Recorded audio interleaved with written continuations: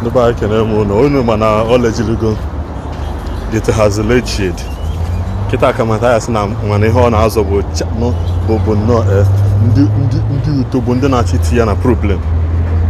Ndi utobo ndi na chiti ya na problem. Oku no fo ho na aza kwa ina etimbo asige na this man na egro mu te bo ho na egro mu no ni Igbo aya. Ndi akwa ndị na-achọghị udo adịnụdị hiti ya na nsogbu ọgbanaga achọ m kwune na video Mathias takwa na-eti ọspa na ndị obi ya na-achịti ya na wahala na ha si nọ na lo bribe na ha si nọ na ha na-ebozi ebube nọ na ga bribe kịta na ọpọna insult ndị na-akụza ya mechara Mathias esila na akụza ya na-emekwa na insult ya ntị okpukpo na-eti kịta bụ ka ọ gwakwa ụmụ ụwa na ndị obi ya na-achịti ya na wahala and ọspa ka ọ dọọ onye ọbụla aka na ntị inwe anwa na-eme vidio ti foto mmadụ polisi bekpọrọ oge na ya nwa ama m bịakwa na as long as na-ebu onye omenala bụ ụzọ eziokwu na ị na-emekwara atị n'ọsịsa emere niile edisobe ya keta aka unu ya ama na Mathias like we said from the initial beginning ọmụnwa sobe ekwu Mathias nwere obi umeala ọ bụ ezigbo mmadụ mana ndị na-akụ ya ọkụ mana o jigodi eke isi rọd n'ime wee fụ na okwu abụrụ obere okwu so he just have to let some things go ha mana ndị bịa na-achọkwa ịkwụ ya na nsogbu nye ọkọpụta tiwekwa mkpu o nwere statement ọ maka na ọ bụrụ ọgụ wajele Abuja nenene vidiyo ka unu ihe Mathias na-eti mkpu na-abịa nke ya tata biko onye na-echa vidiyo kapa arụ sọskraịbụ ya ka ọ dị na mgbe ọzọ ndị baanyị ya ụtụtụ ọma ụmụ Chukwu okike abịa ma ụtụtụ ọma ụfọdụ ndị mmadụ mere m misunderstand na my live program yesterday. And this morning, I would like to clear the air more. Makana as in unti keje anu ihe. After my live program yesterday, ụfọdụ the messages, ụfọdụ n'ụtụtụ abịakwa na-eme a live program. Now I see that they are disappointed in me. Onwe kwa bona ha watachari mkpuru ọfụma nya. Mana tupa ya gawa n'ilu. Anyị ga-ebugodo ụzọ kpoko ndị ichie. Ka afịa tata bụ gịnị? Anyị ga-ebu ụzọ kpoko ndị ichie. Then anyị kpokochie ndị ichie. Anyị continue. Ọ bụ na ịghọtaghị ihe mkpuru ọfụma nya. Ka nyekwa aka kọwara gị ma mami ga-aghọta ya. Okay? Anyị na-akpọku Chukwu okike abịa ma ndị mbụ na ndị egede aja na Igbo, aja na ide mmiri, aja na Mkpọ, aja na Anambra steeti, Enugu, Ebonyi, Abia, Imo, ana Igbo niile Delta ka ha bịa n'ala anyị nzuma n'ụtụtụ tata. Ihe niile anyị ga-eme tata ya dị ọcha, ya nwee ọcha dịka nzu. Anyị gbuo aka dị ka anyị gbute mma, anyị gbuo aka ikpe ka anyị gbute mma, iru na azụ anyị mma, ọpụpụ na mbata anyị mma, amamihe anyị mma, ka ọ dịrị ezinụlọ anyị na mma, dịrị ụmụaka anyị na mma. Ihe niile anyị na-eme site na ha Chukwu okike abịa ma ise. Daalụ n'ụmụ Chineke. Now achọrọ m ka ndị mmadụ ghọta m, because ụfọdụ dị ka I misunderstand what I said yesterday. You know, adị m inform of onye eziri ozi nnata kọọlụ gị fe njete n'ozi njem esi mba na-enye m bribe ọ na-eme m intimidate. Kedu onye ga-bribe zi m? Abịa akpọrọ m on Sunday, detain him on Sunday. On Monday ha weta detention letter from court. Detain him Monday. On Tuesday una ntinye aka release him na mgbede Tuesday. Ke release him Tuesday ahụ. On Wednesday anyị kwesịrị ije fụ commissioner of police. Osogoro ya bụ onye kpọrọ mmadụ police na Ogidi police station ebe a Okpoko. Release onye ahụ.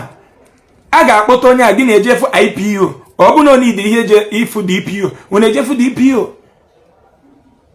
And those people, assistant commissioner of police, anyị chere ya ka ọ fụ commissioner of police. Manụkwa na ebe anyị jere bụ isi obodo. Ejechala ọgwụ.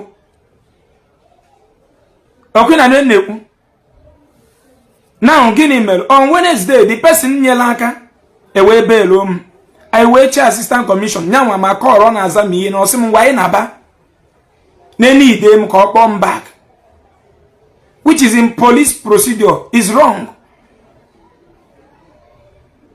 Now that very Wednesday Ndi Igbo police Akozayon fa with team ya no na station na echi ayi ka ije meet commissioner anu from onya commissioner me udo ka na eme na police station.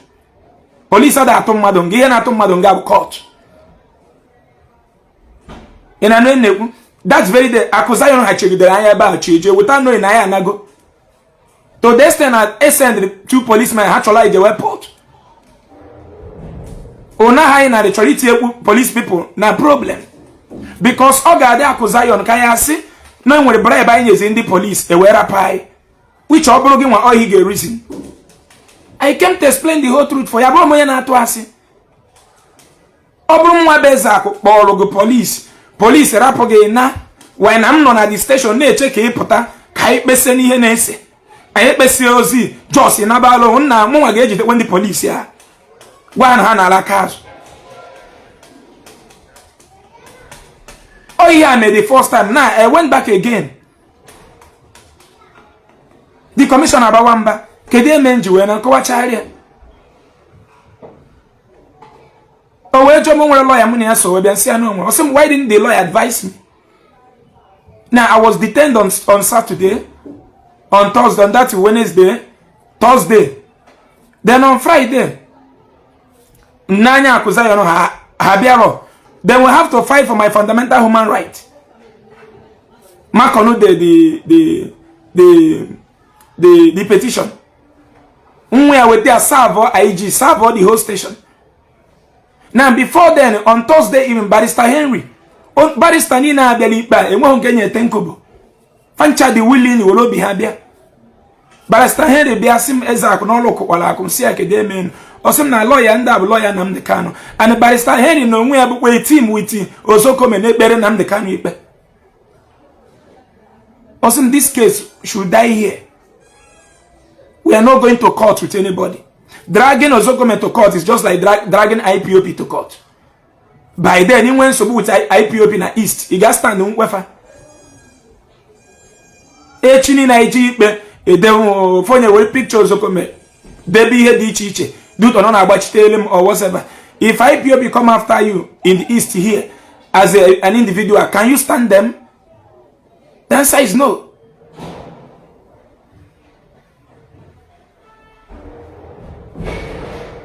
Now they came. Akozayon came to the station. I meet I meet Assistant Commissioner of Police. Otaka police is a man wajen me peace. Obuna peace well I me. Don't when I was the police and charge us to court. I have put about me peace with a lawyer, about 12 lawyers there on my behalf.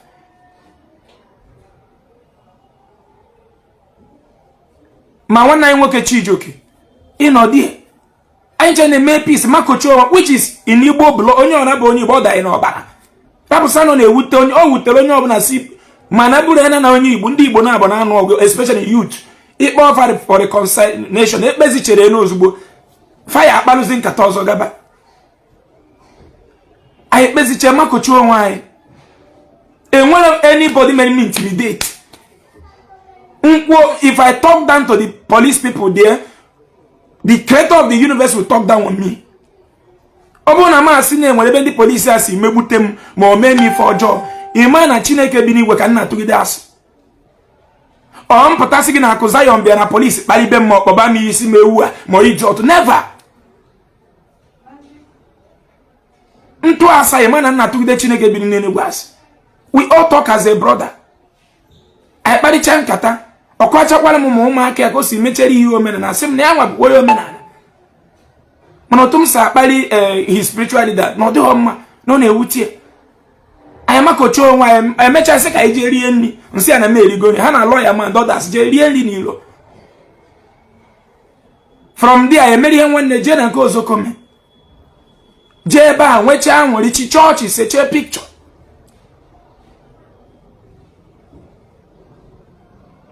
you know, okay, mbiazie gwazie unu ihe ndị lawyer agwala m, both team lawyer anyị, both Ozokeme, both police gwala anyị na ha sịrị anyị na-eme broadcast, anyị akpọzina afa, anyị akpọzina mmadụ afa, anyị tinyezina picture mmadụ, onye ife a bụ ife ọjọọ mmere.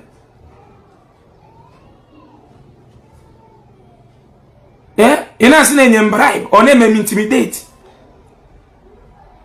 Akụzayon onwe mepere ọnụ willingly si na ya ga-abịa Ọnịcha neta onye a merụrụ ala, na ya ga-take care of the bills. Ọgụ ka anụ bara wee kwuo okwu dị otu a. Mkparị ka anyị kparịbere onwe anyị na police station wee kpagode nkata ahụ.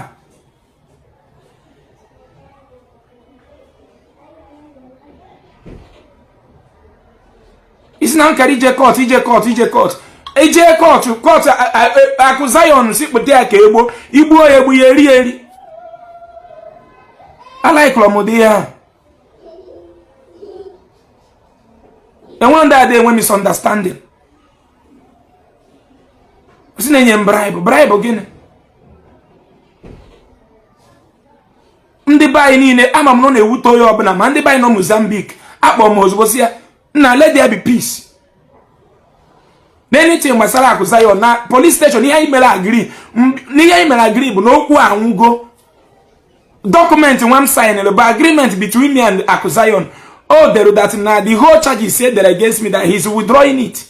I should be my lane and them should be their own lane.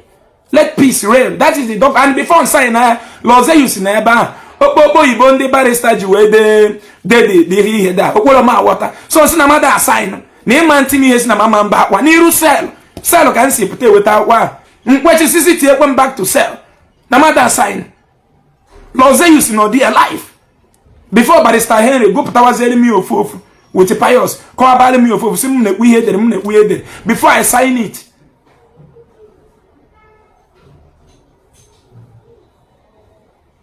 Agwange na ndị polisi sa ekwuzi n'ozi ọma anyị aka na preach ozi ọma Chineke, mana mbata n'ime department ndị polisi akpọrọ m mụ na ha na-aba na-egwu dị na-agwa ozi ọma, ha sị m na okwu m na-ekwu make sense, mana makpọsina mmadụ afa.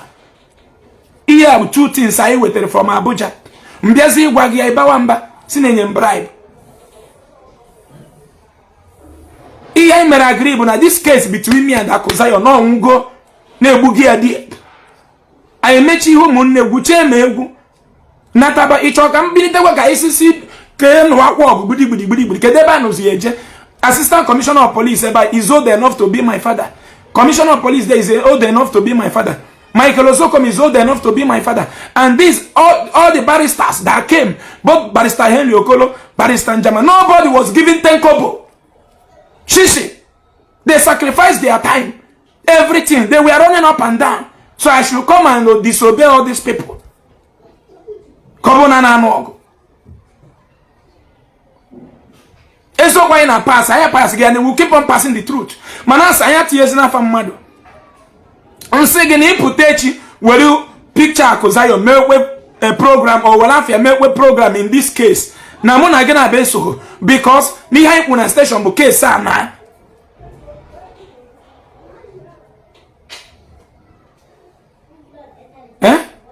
This is what I told everyone. Isi na-emere m intimidate. Kedu ndị intimidate ọ? Onye akpụrụ je Abuja. Within 2 days, una release him. Una fight, release him. At the 10 when again, the same week, it was me put on Saturday. No, na the deputy commissioner got signed the thing. Apata. Mbeji mechia. Obona chejigo. Mgbe anyị mesiri ihe na Akụzayon chọpụta na ndị police kaji phone. Mgbe ajụ maka phone si na ndị police kaji. Akụzayon sịrị mba na nwere ebe ọ na-eje ti audition ewetara my phone. And I believe he went to the station that night. Mgbe anyị nwa jee n'ụtụtụ iwere the phone, ọ bụrụ eziokwu those police achịrịgo the phone jee for analysis and ọ bụrụ na station a ka a na-eme.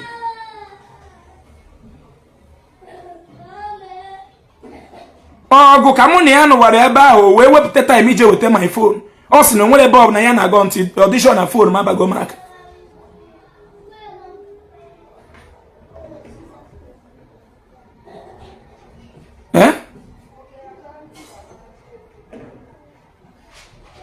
intimidated us. Muna kuzayo na akpaliri onwe anyị akọghọ ọnụ. Anyị mezise kpawazi nkata business ọzọ sef. Kpawala onwe anyị nkata different anyị ncha niile. Ijeze na nke Ozokome ebe aka joy karịsị. Ozokome wene ofo kpee na anyị nwesori ya wene anyị see picture. Mgbe ha dọdọrọ maka na ekpe ekpere ọ mụ nwanyere akụ Zion sign si biko segodo anyị picture mmeri aka otu a kpọọ ọnya jụọ ọnya ekpupụgolu m aja n'Igbo kpupụre n'Igwe kpupụre n'ụwa a na-ama n'ọgụ ikpe ọmụma ọ bitere ya mụ na akụ Zion ha ma nje nweche peace na station mpụtakwa ebe a anyị agba ọkwụ nwaanyị mgba na wakwu ọgụ ị na-anụ na-ekwu ọ bụ na bido taa agaba agwa gị fe barrister side team of barrister anyị kwuru including Ozokome including commissioner of police case anya end ho case anya before anataba case anya by an office deputy after deputy nwete IG onya nwa ka commissioner meeting ka ọkwarịa ebe anyị jedobe ọsa ka ebe ọ na ya emego ihu ụmụnne kedu ihe gwara assistant na ya bụ ụmụnne na ya edozigo na ya chọzi ka case ajewe ebe ọbụla na ya kene fani family the man ebe anyị advice that assistant commissioner gwara isai unu ejene hang wa shoulder na hanging of shoulder na ya meri ọ na emeri nwere na highest not last 15 hours. Nobody should go and feel intimidated. That is what the commissioner told us. Nobody should go and show his brother na emeri gogi on ya kage n'iru Chukwu okike abịa ama anyị chamali njakịrị naba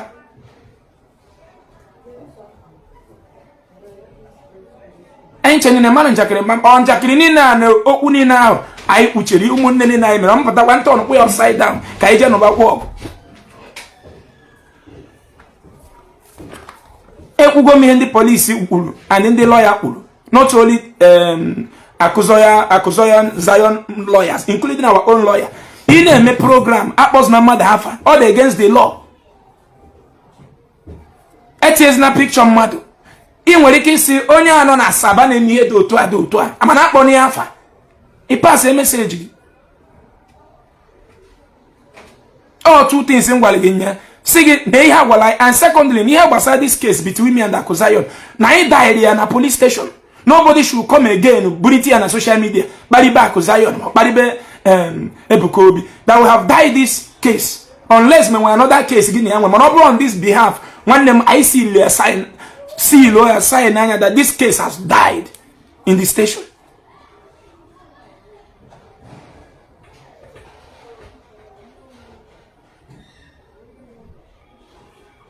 So kedu ihe ọzọ chọrọ ka m gwa gị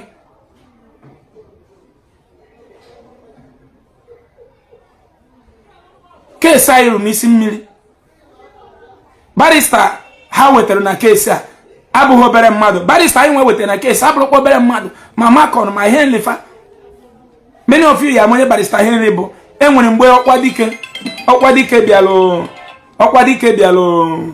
court Nnamdi Kanu ọ barrister Henry bụ that barrister video ọkwa dike na-aba mba ọ bụrụ na Emir of Sokoto agarapịa n'iro na-aba mba na-arapụrụ ọkwa dike na n'iro the video got viral. The barrister came wholeheartedly.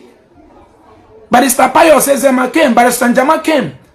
One nwoke Diugu from Abi with his brother, they came. One of the barristers on each signed by one of the police in Alwaba. The people Bekatana station and now Jum Daibu governor. One of the police officers nearby Onyebo in state, but our member Nyana Wunya Buluni, but tell him na sell. Go tell him to where I almost 8,000 something. As him no rapolum, as him no bawalamaka. I welcome Gihai on a police station. Here the law. In a program, as well as Abuzo, Attire Afam Madu, Attire picture madu is against the law. Even a simple instruction is name bribe. Or name him intimidate.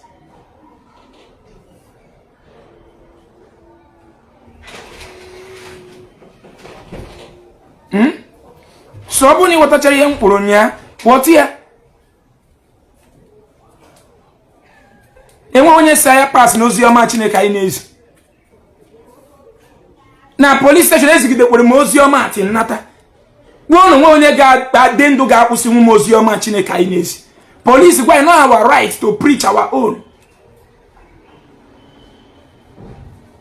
ị nwere ike ịpụtasị na Christianity na-eme edo otu amoto mana akpọrọ mmadụ afa onwe onye bụ that Christianity. This is the law.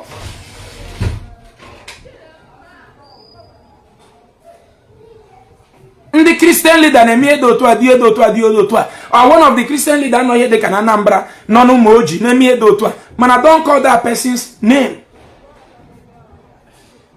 This is what the ihe message nji batalog from Abuja. Message na-aba mkpuchi isi na-enye bribe. Kedu ege enye bribe? Ka maka na ịnọghọ die na Abuja. For how every one of us were related, including Barrister Tochukwu, Akuzayon, Sina Neso Akuzayon Adana police. Ain't any name one word. Udachia. And I repeat it again. Let this case go. This is our agreement. Case na Abugia, I chose to go any further. Ichi melo program, may program don't call someone's name. Or the very clear. In a new at any picture model. If I can law both team of our barrister. So if you ever do it tomorrow, you are disobeying me. In a disobey him. He put a lawyer, bro, me lawyer. He put a police officer, a bro, me police officer. Now, under the nake ugo, how we should be doing.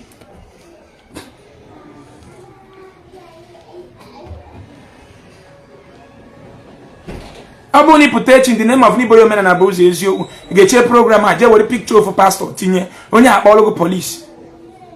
You got from there. I must tell you. Ucho one kaye kene unu ni ndini na balombo. You got from there. You know? On ucho kwa echini ni bunite kwa akoko mo na Akuzayon. Ko akwu ono na this matter. I'm not in support because we have ended this matter. Both the party agreed, let this matter die. So bringing up the case tomorrow to call him names, I'm not with you.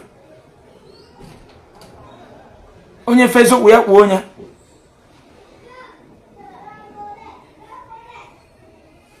Isn't it disappointed on me? Patagwa na incha ye jewe walk again. Akuzayon obo onye fe mmiri oblo onye Igbo. Incha bụ ndị Igbo, incha bụ nwanne. Na-enwe nghọta afie edozikwa enwekwa nghọta na-aga n'iru. Mana nke ama mmezi bụ mmadụ isi gị ngwa ga-ekuzine preach na your own belief. That should be a problem, and nobody told us that.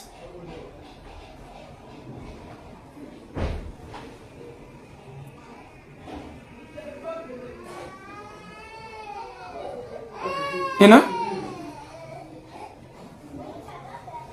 Before don't have all the insults Akuzayon never insulted me in the station. I have a home by alcohol. I am a matured man.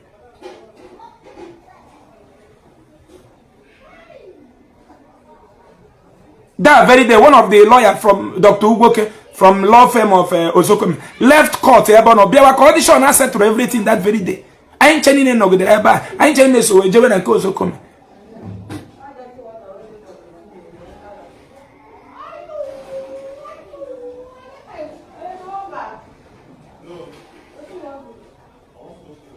Ebiga na bamba na snam na bribe bụ na mbata sị na enete gbasara omenala ma ezokwa ine gwasịkwa sị kwuzini ahụ n'ikwu ya na kama dị ọzọkwa ya no ọ bụ na ma agwa gị otu a ha inwe ike sị na ma analụgo bribe ka m kwụsị preach omenala ebidoro mozema 2019 ọ mgbe asef ga ya bi mepe WhatsApp ụmụnne anyị ma ụfọdụ na-efolo anyị gida na-asị na mma anwụ na moto ya egbu m Ebido museum ọdịnala nwa 2019 till now, and I have been it, spending my money on it. So ntụnye ntụnye ka m na-atụnye nya rukwa echi.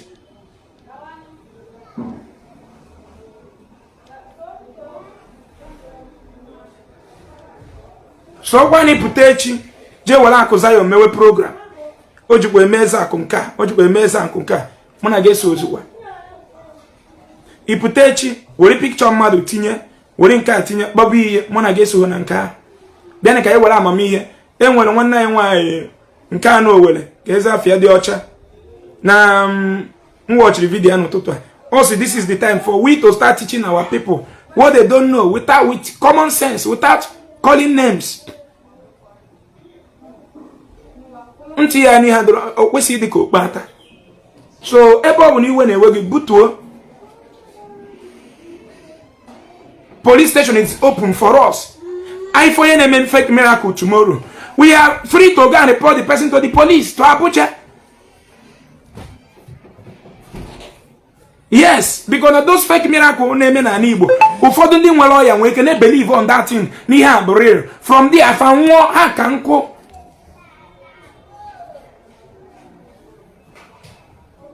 And the police were going to a matter till you report it to police. When you report it to police, it becomes a matter. Police will investigate.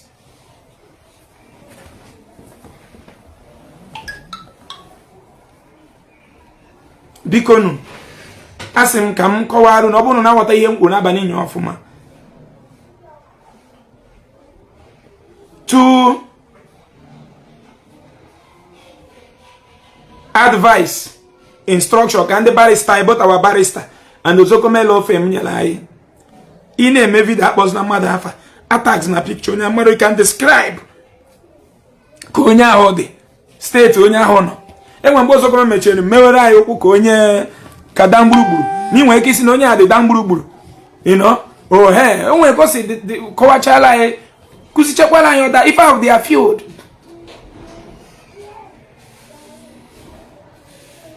If out their field.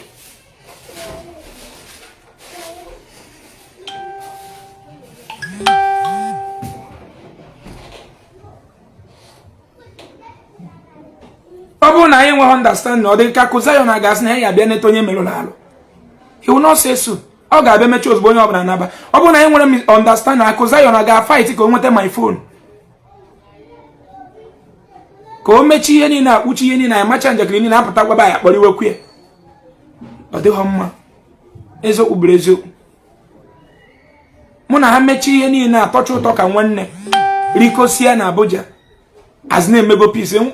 Ọgụ Biafra bụ udo ka ekpere. Ọ mmadụ kpekwere ya.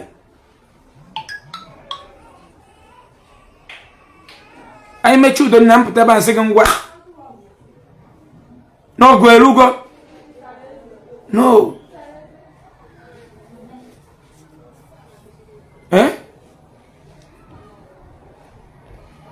Ebi ka isi n'ifele emego gị ma ọ na ma disappoint na nna ta akata si anything omenala n'aka m na ọkpa ma dị ọzụkwu ya o ge preach is ihe ngwa gị bie the law the police kwuru akpọzi n'afa mmadụ ma ị na-preach our tradition and culture condemn ihe other religions na-eme ị nwere the right but don't call someone's name. And in the case between me and Ako Zion, we died it in police station. We all understand ourselves and let's move on.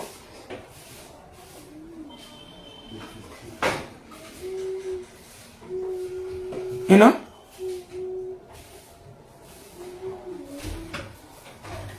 Let's move on. Ihe ni na mere emego. Oto si kwa anyị kwa na ọ ga-abịa nete nwanne anyị merụrụ alụ. Anyị na ya ka anyị mara mbọsị ọ ga-eme gị ọ ga-abịa nete ya. Enwere obodo adịghị enwe crash. Enwere obodo adịghị enwe nsogbu. Na mmadụ si gị nọdụrụ onwe ya ka ya nọdụrụ onwe ya ga-akpọzi na ị ga-eme ya force ka ị kpọbịa afa. You won't force ma nwe ihe ọ na-eme adọrọ gị mma, you go to the police and report. Ịma mme mmadụ force ka ị kpọbịa afa. It's not done. Ịpụta na asị m na na-akpọ Tinubu na na-akpọ Buhari. Tinubu mmadụ onye ka ya eme arrest na-akpọrọ ya afa. Buhari mmadụ onye ka ya emekọta arrest me na-akpọrọ ya afa. mindset onye ọbụla bụrụ ofu ihe, advice onye ọbụla bụrụ ofu ihe. Achọrọ m mpụta na social media ka aka repeat kwa this topic. Kọwa akụza ya ọnụ or kọwa pastor ọnụ with afia and picture. You know? So onye nke melụrụ alụ, onye nke ndị uwe ojii melụrụ alụ, o kwere nkwa na ya ga-abịa fie. Ọ ka m bata ka ndị mmadụ na-agwa m na mgbe agbara egbe na nwa m nwoke na-ebe akwa, jọkpara m na-ebe akwa na-eso m n'azụ. Nọọ mgbe the policeman fere ide egbe ka nwa m nwoke jumpụrụ up. The mgbọsi otu a ga-eje tụọ the boy n'ọkpa. Ife a n'obi my son ka o kwesịrị hit. Ọ bụrụ na o hit my son n'obi ọkwa nke ya ga. Okwu beri aka ya na-ekwu na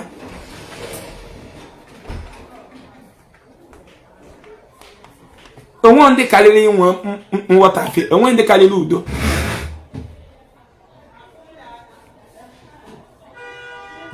Okay? So, ọ bụrụ na ịghọta ihe mkpụrụ ghọta ya. The law said that we should not mention someone's name. The case between me and Akuzayon has been died in the station. Let us move on. Continue with our teaching, but don't call name.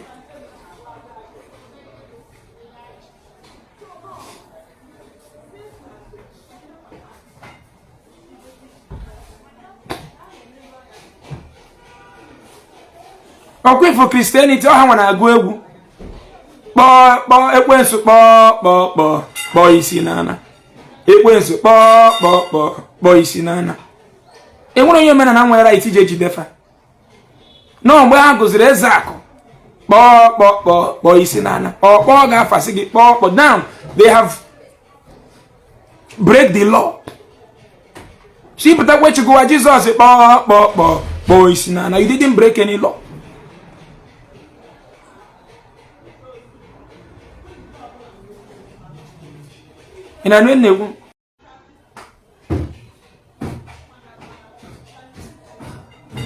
So let us understand me very well. Kai woto nwa, kai miss, kai megini move on. Onwe onye ọbụla nyere our teaching na anaghị dị happy. Do ebe ọbụla ị nọ Canada, Europe, America. Enweghị onye mela intimidate. Anyị gara due process. Ọ bụgodo gị nwa kpọrọ Akuzayon police echi. Ọ ga-eje station. Anọkwa ebe a mee udo. Ịchọ ọzọ ka eme udo ebe a ọ na-ejewe court. Okwu anyị dị very clear and sound.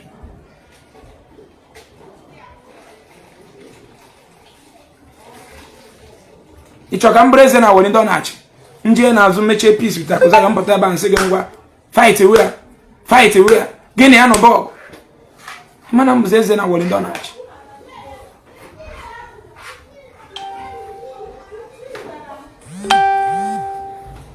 So ana m ekene every one of you.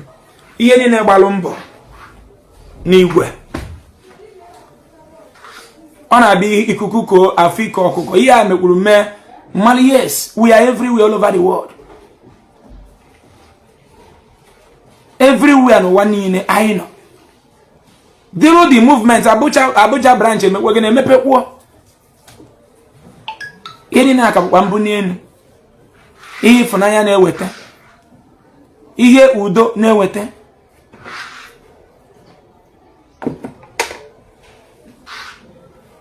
Ebe anyị na-enwe ọgbakọ na Abuja bụ na Floris Garden nke dị na Wuse Zone 3. Ọkọ 10 o'clock on Sunday. Wechibuka. Echi niile bụ ka ije nọ ya elofa.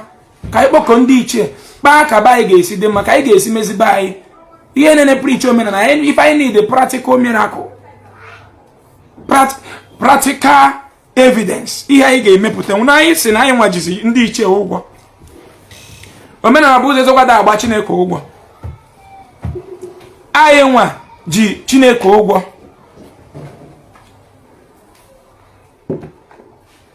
Come no police station na mụ na ndị batara na department ndị amere m arrest mbidokwa ozi ọma chine mụ ya bụ talk of it anyị ekwugidekwa ozi ọma ya ti msi na the department po. I never back down from preaching the gospel. I came out to tell you this is what the law said. We should not call someone's name. We should stop putting someone's picture. Now, case between us and the accusation, we ended everything in the station. We went out of the station with brotherhood mindset.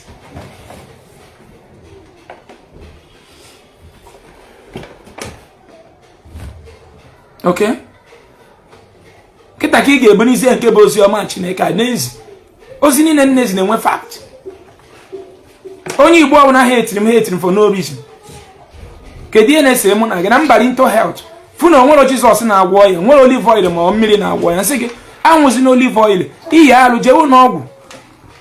Health ga chọrọ ịma mi bụ Christian, mi bụ Muslim, mi bụ iburu native doctor taa. BP ga-rise from medical doctor nwunyu anya. Ọrụ ihe a na-ese. So onye ọ na-abụ onye Igbo hatiri onwe ya. Maka the reality hate egide ilo ya.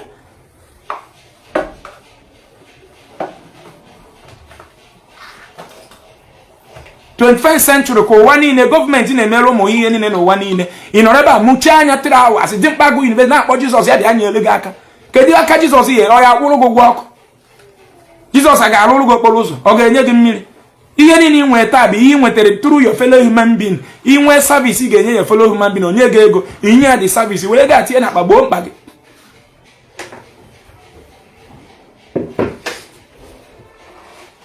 Na ihe niile na watch m kịta ji phone n'aka, nwere onye phone ya dị less than 100,000 na watch m na. Fọdụ ji phone 500,000, fọdụ ji nke 1 million. Ihe a village mmadụ ga na-produce phone a. Village mmadụ na China, Cambodia, Vietnam, village mmadụ na India ebe ka a na-arụ phone n'obodo mmadụ. Igbo ukwu obodo mmadụ, agụlụzi Igbo obodo mmadụ ka a na-arụ ya na China. Nka na obodo mmadụ na China ka a na-arụ ya. Ọlụ obodo mmadụ na China ka a na-arụ ọlụ nke gị na Nigeria nwere ebe a na-arụ phone inweghọ mana ị chọrọ ịbụ bilionia ka ị bụrụ bilionia kịta na through opportune kidnap ekwe gị na ọlụ. Ị ga-ebu ezigbo moto pụta na ọlụ na mgbede ebe 7-8 na patrol ka isi like no. Mana onye China nwere village ebe a na-arụ ihe a na ọlụ nke China ga-eburu onwe limousine pụta n'abalị wine chada rapụ ma phone ya n'enu moto ya jee gote ihe na mall pụta maka na ụmụnna nwezuo aka iro na-asị eme gị ana maka na ọlụ dị. Ọ ya bụkwa mkpu ngwa gị na ndị ụka mejọrọ anyị. Church Christian leaders they really offend us. Fa program ra in a wrong way. Maka fama na onye Igbo ọbụla chọrọ nzọpụta, onye Igbo ọbụla chọrọ ego, so ha na-asịsị gị bịakwute Jizọs na Jizọs ga-emere gị mma, ana gị ego. Anaghị gị ga-alụọ university, poor people ama ngụ ya. Anaghị gị ga-alụọ school, ụmụ gị ama ngụ ya. Ọ dị mma.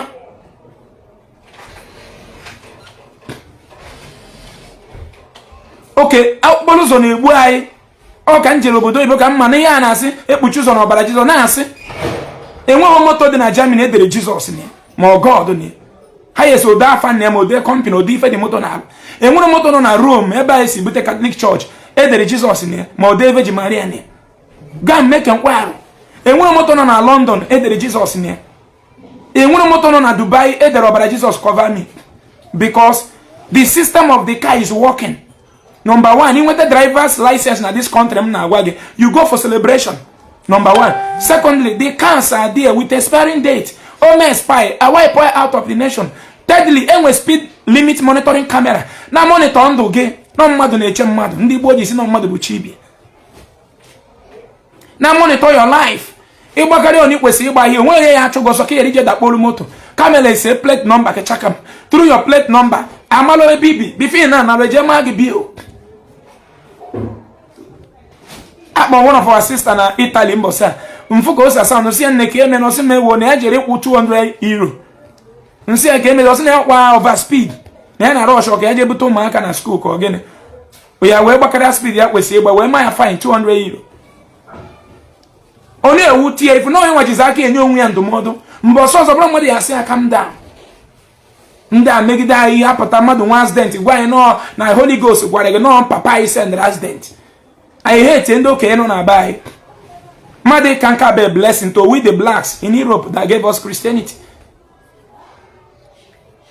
Made me old na Europe be layoka. But blessing to us, so if I know to take care of them. Growing old in Europe gave us job opportunity. Growing old in Europe gave we the blacks job opportunity. We are taking care of the elderly people, packing their people. Is there any provision where elderly people could be taken care of in your village to employ the youth? The answer is no. Ukamela yalo. Ndi isi ukamela ife ojo. Ndi isi ukapata agwa in obodo ibo miracle. Kama ga agwa in ihe na-eme anyị bụ government. Unite anyị together. To say unite idea to when Sunugu Cavalry na mountain. Unite anyị to government house. Oh, from when edozi obodo. Fasicha. Some of our politicians were a good person, man, the cabal behind them are not good. Fanny did Webike, Guardian on Yellofa. Oh, yeah, bo, go to protest and then I just said, nah, cabas no nakum, when how they got what? Oh, I'm going to say so. Oh, we am the book in the by call them. Could you just say California Nata, where Zili cabinu there by baby? He be there with happiness. Kegi just say Canada Nata. Can't be in Oboda be with happiness or quad rocket that heat and swap. If on a street, get a dust everywhere. Kegi SPC UK, Nata, they happy. Then when Jesus in on Nigeria, they make a dem get check wagon, get protect. Go in a full year. It's time to wake up. How can we be able to unite ourselves together and begin to act all these things we are complaining that the Christians have refused to do? Begin to talk to our kids. Anybody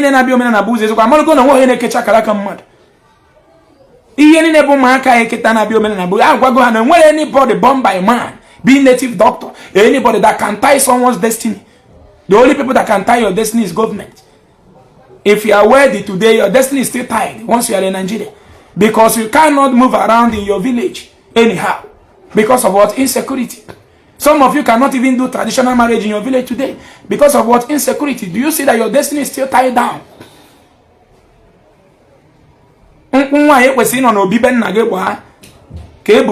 State. Lagos. Abuja. You see that your destiny is tied down.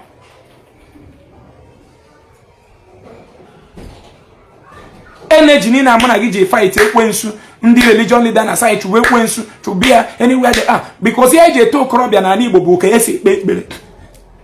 That is only high water ya ndo kakuza no ekpekere onwe keria onye ekpekere odekari ando and he get believe there because he ga na afunu your colleagues ana ahun oya na egbu ha motor na egbu so you will believe ni ekpekere eno ka ide ndo.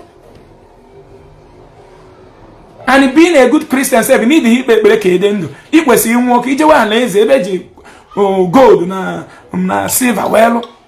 Ebe ga afọ onye ọcha bịara zọpụta gị na n'oji. Nwa onye ọcha nwụrụ maka gị.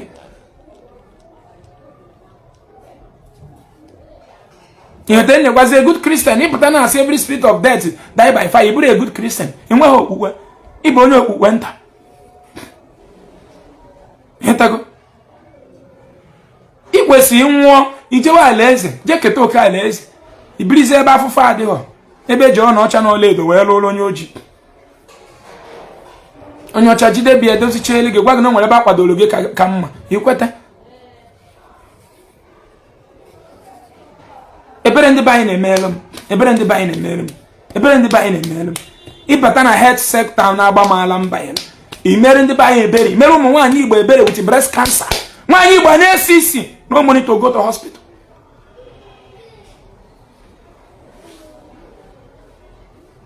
No money to visit hospital. When you see an Igbo bugide fibroid boy for 22 years. Kone bu fibroid ka na mi obara de na. O chief time you na bleed. O chief time you na make o na bleed. Nwanyi Igbo kedu the aim of Omenala Ezeaku na enwe nwanyi Omenala Ezeaku ga-atọ n'ụlọ ọgwụ maka na ọmụrụ nwa ọ dị possible na enwe nwanyi Omenala Ezeaku ma nwoke ga-anwụ maka ọya once it is treatable sickness, which we can raise the money.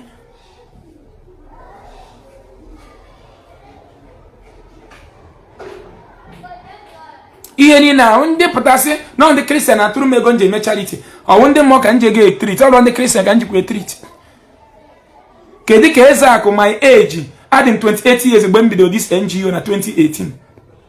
My age ga-eje bụrụ nwa bishop bụrụ 75 years bụrụ ya jewe n'ọgwụ bishop na ọ na AC na-eri rice. Nwa mere baptism, nwa kpọrọ aka n'isi. Mburu ya na-akpagharị, ọ chọghị mma. Nobody want to ask question. Isi ma complain na. Ọtụtụ churches anyị nwere ebe a na-enwe 3 services in a day. Ịkpọpụta member ha nwere ọya, one service ga-erase millions. So unu want to raise ego na my platform, ọ bụrụ mmadụ ka unu bụ, why can't the church raise money on the behalf of their people that are sick? A na-ere mmanụ, na-ere oil to heal the sick. That is what I'm condemning, and I will keep on condemning it. Nobody advised us not to condemn this. What they say that we should not mention someone's name. And the case between me and Akuzaya, I told you that we have died the case. That you should not come up tomorrow to be calling out Akuzaya in this case anymore. We have already died this case and also cooperated as brotherhood.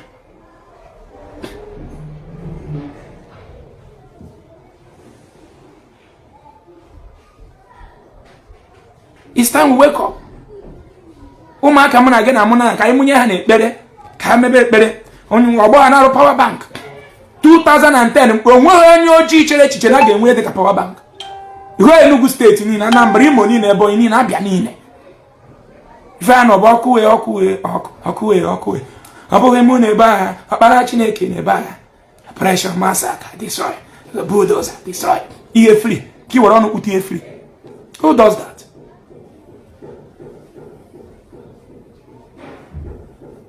Ka ị na-eme ọkpara Chineke na ebe agha, ka onye nwekwere village otu isi nwe na-akụtụ akọ n'uche, ọ ga-esi rụọ power bank. Ịgụcha university bụ si iwe na ya ka esi na ọmụma ya ka ọ Fulani na-egbu gị, ndị na-achọ ife na-egbu gị n'obodo, ọjụ ụzọ na-egbu gị, si na ị nwere mma ya ị na-ekpe ekpere ka ị ghara ịnwụ mana ndị ọzọ ga-anwụ na dị okporo ụzọ. Ya bụ ajụ ekpere. We need to carry everybody along. Let's carry everybody. I don't want to be better than anybody. I want to be better with everyone. Mgbari ni na nna agbara eti mkpa agụ a na-agụ m, ọ ntụnye ka m nwa na-atụnye, mana agụụ na-agụ m bụ gị nwa. Achọrọ ka anyị face reality kwa ụwa anyị dịla anyị mma, ba anyị dị mma na ogbe ụmụ Igbo ji fọfọ dekin wee dosiche ihe kọmọn kụrụta nkịtị adịghị ọnị. Ụmụaka mmiri zo ha na-azọ ya ọkpa na pọtọpọtọ. Oko mere na bụ ụzọ ezo nwere ka anyị megide ya dị great echi ofu onye abụrụ gọvanọ from this mist pụta. Ụka niile akịta nwere millions of followers bidoro nwayọọ nwayọọ. Otu anyị bidoro gite echi niile nwere ike echi. O nwekọ bụ ụzọ mgbe m na-aga ha n'ọzọ asị na ofu onye omenala bụ ụzọ ezogbu bụ gọvanọ of the state. Onye omenala na-amalụ gị ihe anyị believe na anyị believe na ọya nwa bụ chi na aka ndị steeti ahụ, na ọya nwa Chineke afụrụ anya for that steeti nwe ọkụ, nwee mmiri, nwee ụzọ.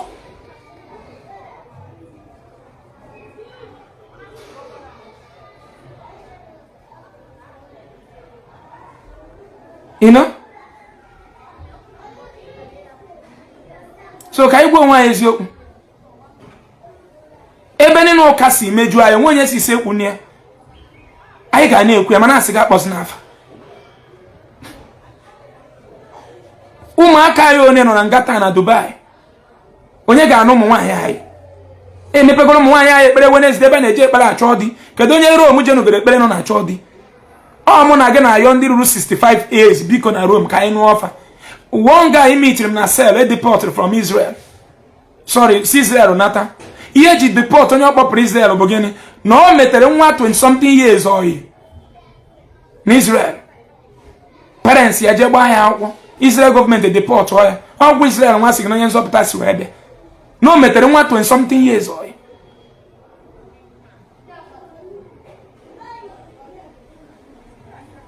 Christianity bịa na-agwa anyị na Jesus na-enye visa. Jesus na-enye visa.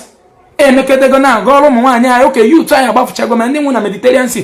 Mụ na gị watch the other video, a woman si Libya eje Italy from Mediterranean Sea. Mgbe na-rescue her from ụgbọ ka ọ dọpụta nwa ya, obere nwa mechapụ ya na ka dakpọ na mmiri ahụ. Nwa asị otu afọ, the woman na-ebe my baby my baby. My baby, my baby.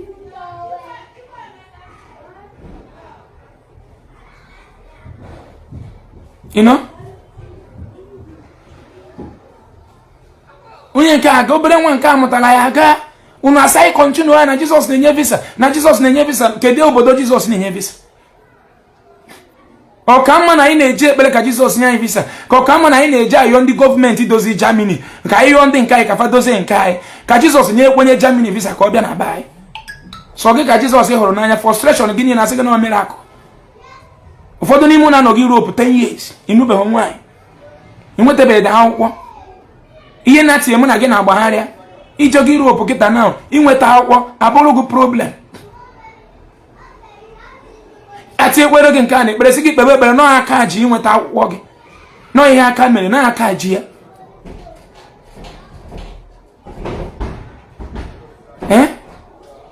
ịbago street na Asia country ihe marụgo na ka ị na-esi Nigeria eje na Asia mana na-ezu eriri ndị eke ịgbago fana na ma mmadụ na ya nọ na room ya 1 week ọ pụtara iro udo ndụ ahụ ihe ụmụaka ị ga-ebi anyị ati ego eneji anyị ebe Christianity na ebe Jesus na ọza ha ya ekpere enweghị onye ọbụla ọ zara one fucking prayer enweghị any fucking prayer Jesus zara anyị dịka ndị Igbo. That is why we say we are going back to our roots. Nna nna ya kụziri anyị ihe bụ miracle ihe a gwara m n'aka aja na-ebute mmanụ na ọ bụrụ na agwọ emere ihe o ji bụrụ agwọ ụmụ nwaanyị were ya ke nkụ na onye ma ọbịa ọkpọkọrọ were akpa afịfịa anyị emego ọba anyị ọkpọkọrọ ndị ụwa jizi anyị ekpe afịfịa ụwa jizi mụ na gị ekpe afịfịa today enwere ebe onye ojii black man ama mbi na Italy today enwere ebe black person ama mbi na United States of America today enwere ebe onye isi ojii ama mbi na India today enwere ebe black man ama mbi na Dubai today enwere ebe black man ama mbi na United Kingdom ụwa ji anyị ekpe afịfịa na ka m na gị si watch Premier League eti go ọ mmadụ doziri ya enyi nwoke kpọrọ m sị m na ya nọ na Tottenham Stadium agba bọọlụ m si ha na-ekwe ka unu bata na stadium ọ sị m gịnị m ka ndị ọcha achụ ego na ha na-agba 1 hour every 1 hour ha gbachaa pọ tim ọzọ bata ọ dị m kọsị na £1 pounds ka how many pounds ka each player na-akwụ ka ịbụ na stadium na ha na-eme more than how many thousand pounds every day each stadium na UK ọ mmadụ mere azụ ahụ ọgba nkọrọkọrọ ndị ichie gwa gị n'aka mere azụ ọgba nkọrọkọrọ mana kịta bụ Holy Ghost fire Holy Ghost fire Holy Ghost fire fire oh fire fire fire fire fa gịnị fa kore gịnị ka ọ ya eregbu gịnị ka ị na fire ana Jes and Mr Forest Holy Ghost fire ebe agwọ gị ebe ndị kpogola ngwọ gị ebe let's wake up. Let's face reality. You know? My brother na-agwa m na UK na ya nọ na stadium Tottenham agba ball. Did they permit you to play ball in that Tottenham stadium? Yes. You know? Awesome, yes. No nwere ụgwọ ha na-akwụ. And then 1 hour ka a na-enye ha 1 hour ịgbachago monkey post pụọ ndị ọzọ abata ifu na ha na-eme eke ego ebe anyị every hour stadium a na-enye ha ego anyị na-akwụ ụgwọ ebe a ka anyị nwee ike kirie ebefa maka fa dozi ibefa ọ pụtara na ụmụaka nọ England agbaba ka ndị Igbo mara ya bụ ka ndị dozi ibe ha gọọmenti ka ekwene mba anyị na-agba ka gọọmenti mee nke ahịa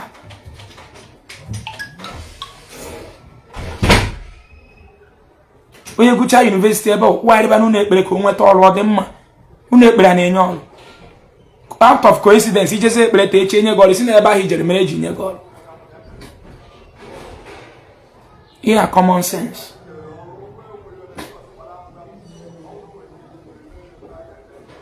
let us use our common sense ka emezie na ebe anyị ọ baala onye ukwu ọ baala onye nta ife nye na-akparị m na social media ọ pụta nke na inwe ọhịa echi na-enwere pawa ị ga-eji gwa onwe gị ọhịa ahụ ọ just ka ịkọ m ọnụ enwere ihe ọzọ onye a ga-apụta kịta ihe m gwara gị bụ gị yi alụ gị jewe ụlọọgwụ na enwere Jizọs na-agwọ ya na enwere olive oil na-agwọ ya na enwere mmiri na-agwọ ya go to hospital after diagnosis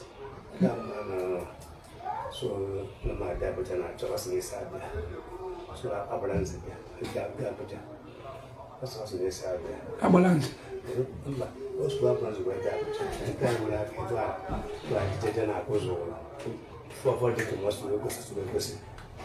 Lebon. Popelus. You know?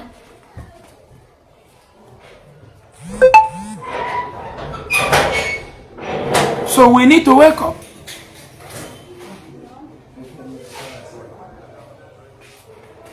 Okay, look on by the wobble one is you.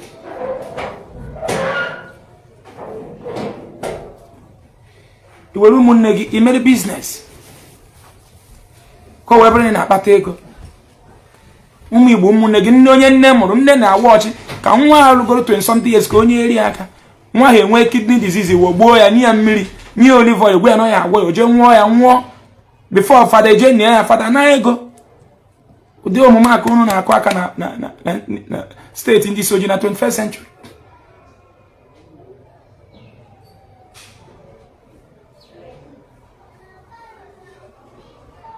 So anyị na-akpọgụ chieta azụ na omenala ka anyị doziwa anyị Igbo. Omenala bụ ebe eziokwu dị, ọ bụ ụzọ eziokwu. Ebe anyị ji eziokwu Chineke aga. Anyị da-agwa mmadụ receive. Fire akụziri gị how things work. You know? Destiny nwa bụ ike nwere spiritual sickness n'idire ekpele. Ife ahụ ihe eji awoli gị. Ọmụ ya agwa gị ebe ọ ya. Enweghị ihe dịka spiritual sickness. If you want a machine to diagnose the proper sickness.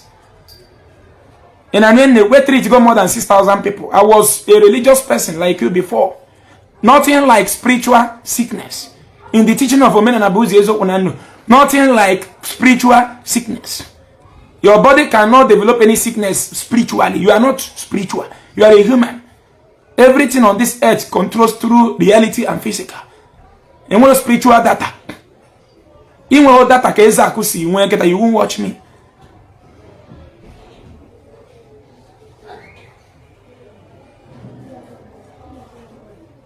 And I mean, in what phone you might watch him. And what a spiritual phone. And what a spiritual food. Now, by nine channel again, no matter believe. When you get the catching, you make a go, you must eat. When you go, what did you onye omenala yeri, onye ụka yeri.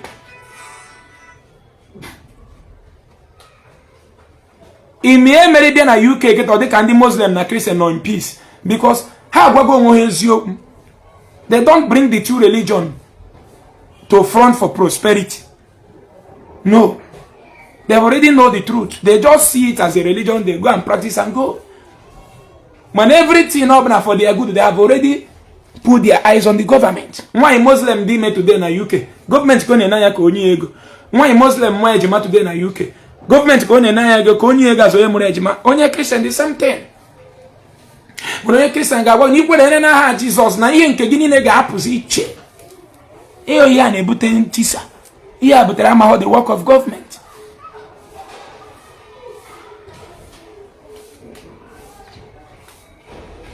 So we need to understand the work government should do for us. Kidney problem here take a lawyer. Then it ball flat or magic. You make the dialysis he can work in 1 year. And what are there pure black?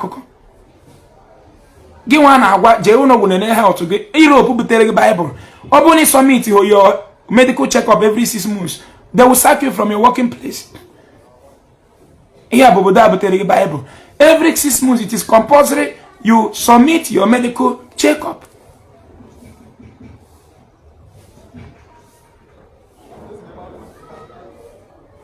Now, Isimo, come to the hospital, go and Google.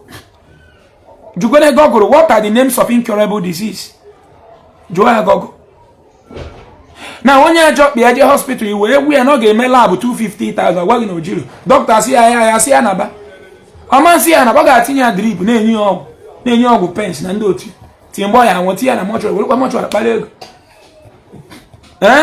ogi che ni ju na ogu doctor mega admit gwa ge prescribe ologo CT scan gwa ge ni ge je na Memphis na Enugu je bill ogu 250 or 200 or 150 ogi che na doctor ye discharge ge na ba mba ọ ga-edo gị na-enye gị ọgwụ nye gị paracetamol because ọ bụrụ na ihe ga-need surgery ọma mme gị surgery ọ bụrụ na ọ fụọ that place na CT scan ọ CT scan ga-agwa ya na ekwebi ya tinye mma na ebe dị tinye dị na eke ya esi wepụ ya.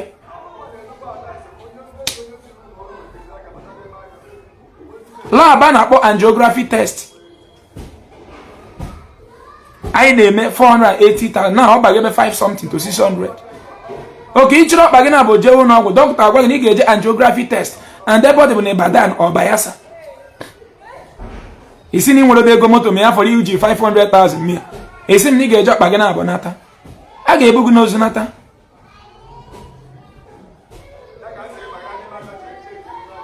a ga-ebu gị n'ozu mee gị nata. ọmụnwa gara na-agwa unu na ndị bayi na poison ndị bayi ọya nwanne afụnụbeghị m ka ụdị m agwọbeghị ndị afọ zara aza ndị isi ha zara aza ndị akpa ha zara aza ụmụaka na-enweghị ike